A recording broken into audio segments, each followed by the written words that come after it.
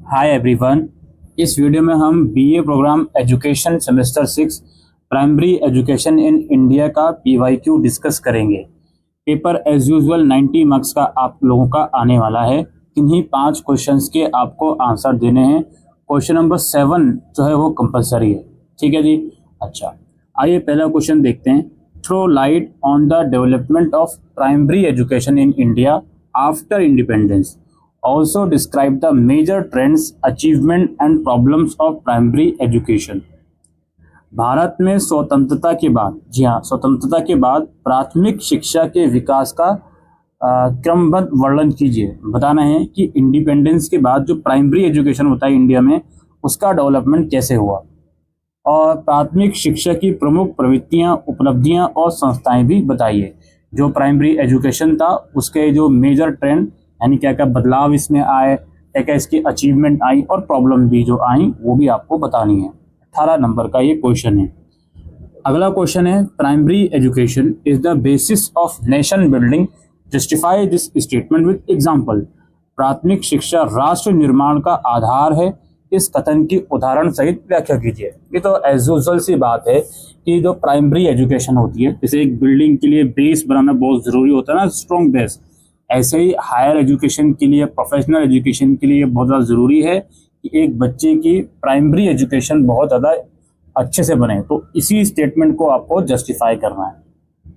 उसके बाद next question है, describe the structural changes of primary education, discuss in the national education policy, explain how it will affect India's primary education system. अब आपको बताना है कि जो प्राथमिक शिक्षा के संदर्भ में राष्ट्रीय शिक्षा नीति में निहित संरचनात्मक बदलाव बताइए। इसमें भारतीय प्राथमिक शिक्षा प्रणाली पर पड़ने वाले प्रभाव का विश्लेषण कीजिए। जो एनईपी 2022 आई थी उसके अंदर प्राइमरी एजुकेशन में क्या स्ट्रक्चरल चेंज हुआ है वो आपको बताना है। जो 5+3 वाला सिस्टम आया था वो थोड़ा सा एक्सप्लेन करना है आपको, और ये भी बताना है कि ये किस तरीके से प्राइमरी एजुकेशन सिस्टम को चेंज करेगा, इंडिया के चेंज करेगा या अफेक्ट करेगा।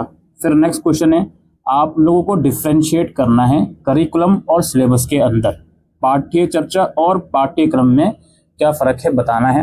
What principles should be kept in mind while preparing the curriculum eight primary level. प्राथमिक स्तर पर या प्राथमिक स्तर की पाठ्य चर्चा निर्माण के समय किन सिद्धांतों को ध्यान में रखा जाना चाहिए। ठीक है जी।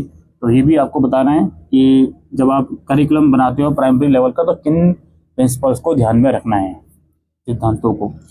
फिर है, mention the main provision of the right to education act 2009, explain its contribution to the Indian education system with suitable example.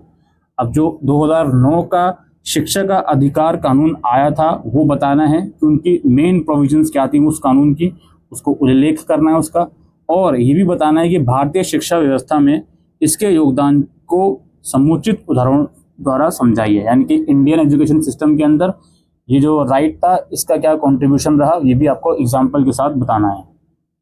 फिर है, school management committee are an important step towards decentralisation in education, explain with example. School प्रबंधन समिति शिक्षा में विकेंद्रीकरण की दिशा में एक महत्वपूर्ण कदम है, उदाहरण स्पष्ट कीजिए। इसका मतलब ये है कि भाई जब एक स्कूल की मैनेजिंग कमेटी बनती है तो गवर्नमेंट जो है, चाहे प्राइवेट या गवर्नमेंट स्कूल हो, गवर्नमेंट जो है कुछ पावर्स मैनेजिंग कमेटी को दे देती है ताकि वो स्कूल को अच्छे से रन कर सकें। तो इसी के संदर्भ में बताना है कि ये एक डिसेंट्रलाइजेशन की तरफ एक इम्पोर्टेंट स्टेप है, इसको जस्टिफाई करना है, एक्सप्लेन करना है इस स्टेटमेंट को। ठीक। उसके बाद अगला क्वेश्चन है, आपको किसी एक पर शॉर्ट नोट लिखना है।